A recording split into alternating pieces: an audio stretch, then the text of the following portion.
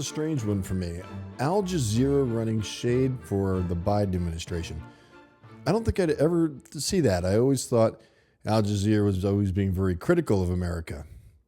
But in this report, you're going to see a bias that I find very interesting because, let's face it, this announcement of the phone call with Netanyahu and then the big news about the phone call happening and how clear President Biden was and how the strongest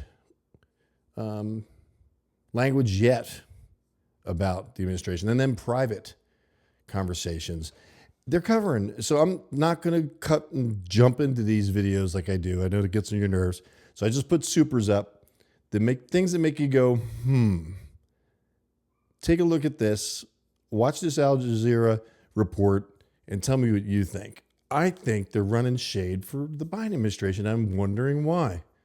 Let me get your opinion. Here we go. Let's watch the clip. So we begin this news hour with the U.S. president's call for an immediate ceasefire in Gaza during a phone call with Israeli Prime Minister Benjamin Netanyahu. Biden told his Israeli counterpart that a ceasefire is essential and urged him to reach a deal without delay. He also said that U.S. policy depends on immediate action by Israel to protect civilians. This is the first time the two leaders have spoken since Israeli airstrikes killed 7 World Central Kitchen aid workers in Gaza on Monday. Al Jazeera's White House correspondent Kimberly Halkett joins us now. Kimberly, we're going to first run through the language here, what Biden is reported to have told Netanyahu.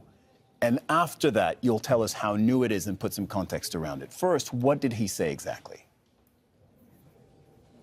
Yeah, a very strongly worded readout, much stronger than we typically see from the White House.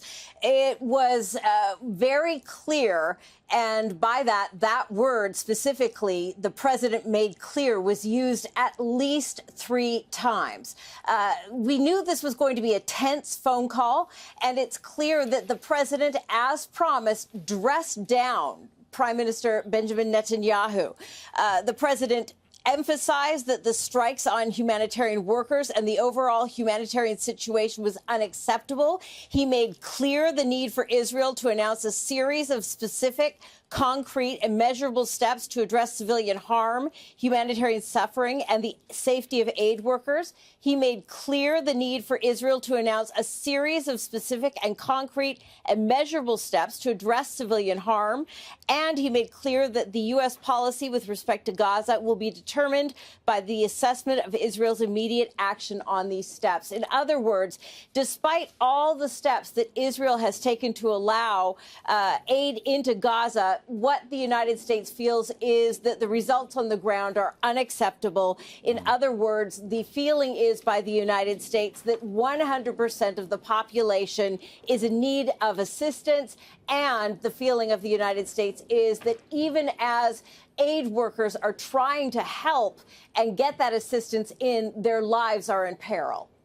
Kimberly, this all just crossed, so we're just learning this. At very first look, it looks to me like this is, by quite a significant margin, the strongest language Biden has used against Netanyahu in 6 months. Is that fair? It's the strongest language we've seen publicly. That is fair. We've never had a window into some of these private conversations.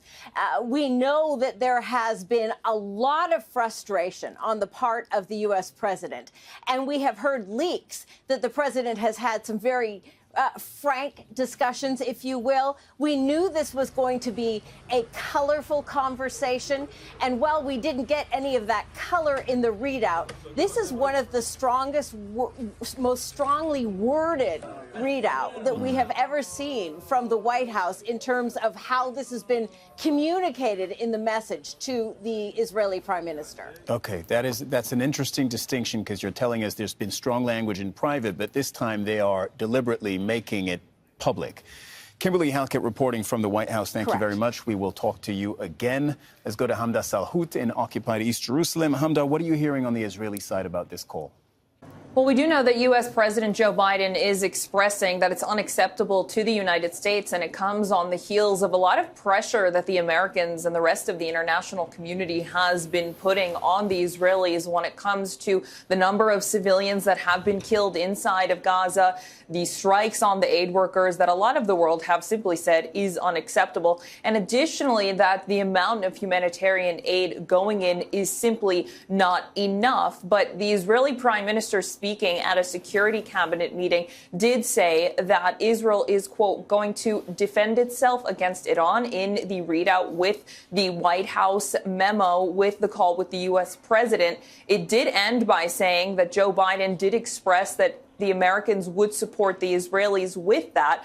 But when it comes to these strikes on the workers, we are hearing from the Israelis that there is going to be an investigation into the matter. They were not so quick, really, to say that it was them who attacked and targeted these 7 aid workers. Initially, we heard from the army in the morning, who called it an incident. And then we heard hours later from the Israeli prime minister, who said it was unintentional. The army says that their investigation will be wrapping up soon, but it's not really known what that timeline looks like. But they did say the findings would be public. So do you think that Al Jazeera, of course, the mainstream media is covering for him. That's a given. They're a propaganda arm of the Democratic Party, the mainstream media.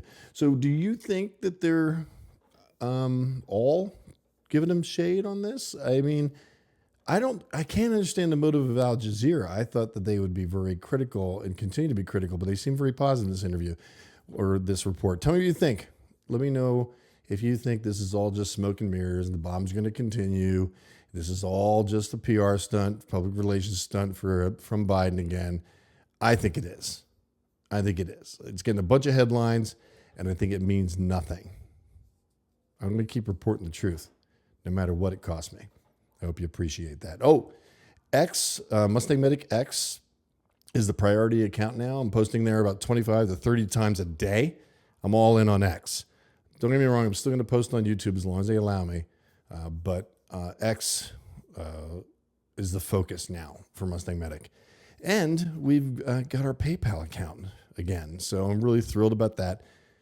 I know that a lot of you feel safe with that portal. So if you do want to support what I'm doing here and keep me going, you can go to realmustangmedic.com and you can donate there. And I'm living off donations, guys. Not making any sense, not making any money on AdSense. And I've kind of given up on that. I'm just going to continue to report the truth. Trust God. Trust you for your support. And keep cranking.